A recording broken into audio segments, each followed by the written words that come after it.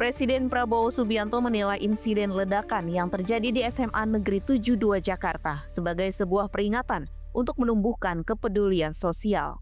Hal tersebut diungkapkan Menteri Sekretaris Negara Prasetyo Hadi usai menghadiri rapat terbatas di kediaman Presiden Prabowo Subianto di Jalan Kertanegara, Jakarta, Minggu 9 November malam.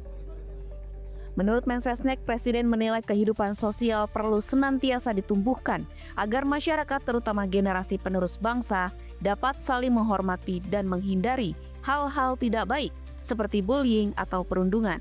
Presiden pun meminta para guru atau tenaga pendidik memberikan perhatian lebih kepada para siswa. Beliau juga menyampaikan bahwa memang kita perlu menumbuhkan kembali kepedulian sosial, menghidupkan kembali kehidupan bermasyarakat kita.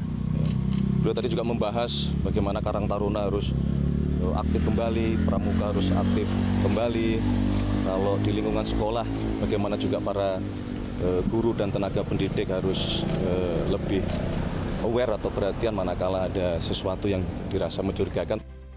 Prasetyo Hadi menambahkan Presiden juga menyoroti pengaruh negatif game online bagi generasi bangsa. Pemerintah pun menurut Mensesnek tengah mencari jalan keluar akan dampak game online bagi pelajar.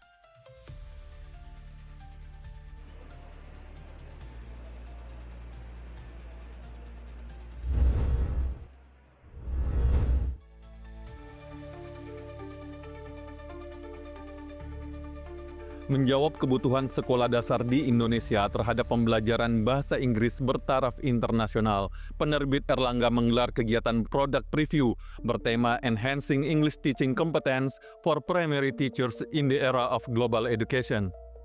Acara ini menjadi ajang perkenalan resmi seri buku terbaru Learning Zone dari penerbit Erlangga, yaitu buku pembelajaran bahasa Inggris untuk jenjang SD yang telah disusun berdasarkan standar CEFR atau Common European Framework of Reference for Languages.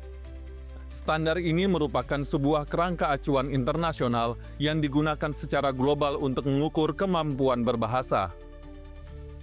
Jadi pada kesempatan hari ini kami tidak hanya memaparkan materi dari narasumber juga, tapi kami sekaligus memperkenalkan produk terbaru dari kami. Kami beri nama seri Learning Zone ini, base-nya memang CEFR atau Common European Framework of Reference for Languages. Jadi sebetulnya CEFR ini merupakan kurikulum bahasa Inggris yang memang dibuat di Dewan Eropa sana dan merupakan salah satu kurikulum pembelajaran bahasa Inggris yang umum dipakai di dunia. Nah, kami bekerja sama dengan Migro Hill Education menghadirkan buku seri Learning Zone ini, baik student book maupun workbooknya untuk siswa-siswi di elementary school atau grade sekolah dasar.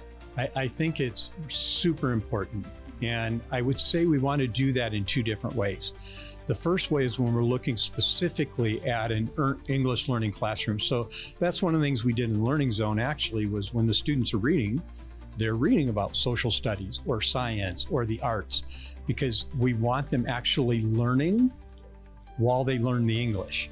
Nah, baik, untuk acara hari ini keren banget gitu ya, karena sudah memberikan satu gambaran tentang English Foreign Language gitu untuk sekolah-sekolah berani untuk mengambil langkah untuk pembelajaran bahasa kedua gitu ya. Nah, jika kita melihat pada buku produk yang ditawarkan, kita melihat bahwa memang menjadi satu bagian dari pembelajaran bahasa asing yang sesuai dengan apa yang Pak Menteri sempat omongin bahwa tahun 2027 itu ingin diimplementasikan di Indonesia tentang hal itu. Dan saya pikir itu keren banget untuk acara hari ini.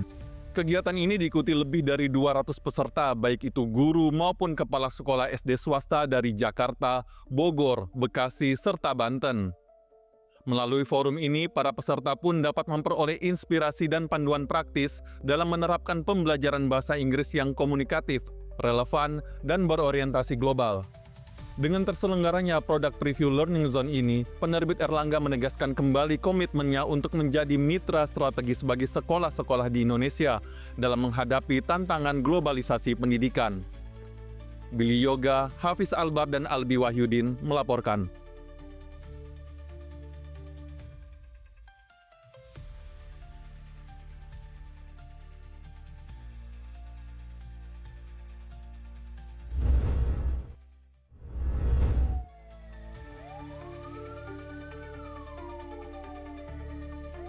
Jenazah Reno Syahputra Dewo yang diduga menjadi korban kerusuhan Kuitang dikebumikan di TPU Putat Gede, Surabaya pada hari Minggu.